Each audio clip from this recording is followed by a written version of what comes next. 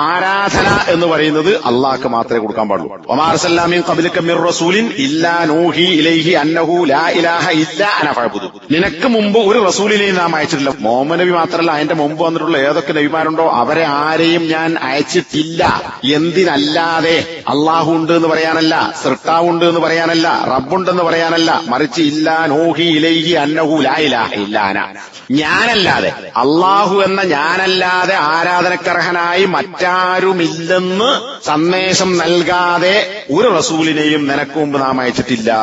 അതിനാൽ ഫഅബ്ദൂനി, നിങ്ങൾ എന്നെ ആരാധിക്കുക, അള്ളാഹനെ ആരാധിക്കുക, വേറെ ആരെയും ആരാധിക്കരുത്. അവിടെ എന്ത് വന്നു? ലാ ഇലാഹ ഇല്ലല്ലാഹ്.